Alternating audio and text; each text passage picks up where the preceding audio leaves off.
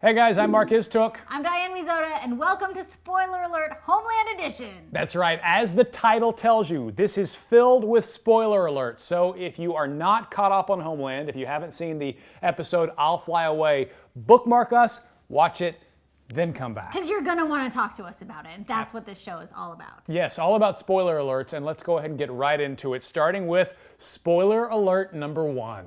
Carrie, Brody, and the dresser. Oh my gosh! Every episode there's a moment where I'm looking at it like, Like this? like this, like through my eyes. And this week it was Carrie, Brody, and the dresser, but not just that, the CIA is watching and listening to them have this maniacal, crazy sex on top of a dresser. Yeah, so the weirdest part about that, I'm watching the show and their sex scene is so loud, I have to turn it down so that my neighbors don't think I'm watching porn, because that's how graphic this was. Did you guys, some people laughed, we were checking the Showtime Facebook page, some people laughed at that, some people, I was just like, I guess the question is Carrie a brilliant CIA agent, or is she totally off the rails? I think it's a little bit of both. I think that she still loves Brody, that part's obvious, and I also think she's treating him like an asset, trying to keep him in play because she benefits. If Brody's in play, that means she gets to keep hooking up with him.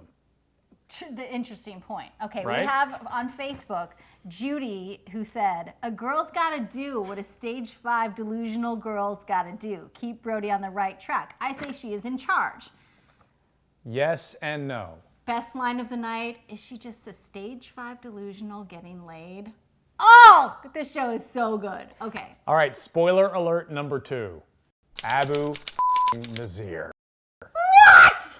Where did he come from? Okay. So many questions with this one because, like, first of all, it's like, well, how did he get on American soil? Right. And how did he get that rent car? They're taking Brody out into the field, and you think they're going to execute him. Mm-hmm. And Carrie's out there running next door, and then the helicopter comes, and you're like, what?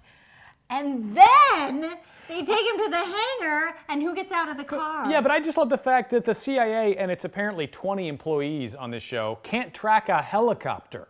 Anyway, aside from that, he goes to this undisclosed location, Abu Nazir comes up, episode ends, I pull my hair out.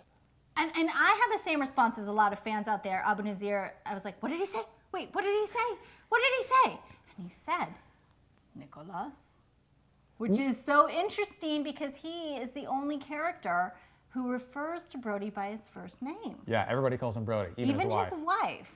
All right, moving on to spoiler alert number 3. Dana goes rogue. So we've seen for weeks now after the hit and run accident, Dana wants to go to the cops. She wants to tell the police, and she feels guilt-ridden about it, so she goes and visits the family of the woman who they killed. I'm all on board with the whole, like, let's do the right thing and let's not let politics get in the way, but man, Dana, do you have to be so whiny about it? But remember when you were a teenager and things seemed so black and white? Like, this is right, this should be done. Like, it's her age. Yeah, but then you'd almost feel like she'd be militant about it. Instead, she whines and I killed somebody. It's like, no, you weren't driving the car, you were in the car, and even if you guys had gone to the cops, like, somebody got to her and called the cops anyway. So feel guilty about not tattling on yourself, but you didn't kill her. You weren't driving. It's just a little angst-ridden for me. That's teenage life. All right, time for predictions. Let's start off with Dana. We've seen her in a rut lately. I predict that we're going to see Dana attempt to commit suicide. Really? Mm-hmm. Okay, I predict that Dana could be turned into a terrorist if Abu Nazir got his hands on her. I'm just saying, she was very interested in Brody praying. She knew that was a secret, and now she is not happy with the way things are going. Time will tell. Okay. Brody. Is he a hero? Is he just screwed? He can't win, right? We saw him praying with Abu Nazir next week, for next week's show. I predict that he is playing Abu Nazir as he prays with him. I think the stakes are higher for him because if he picks his family, then Abu Nazir will kill him or kill his family. If he picks Abu Nazir, he'll end up in prison. Yeah. It's a lose-lose. Yeah, either way, he's stuck.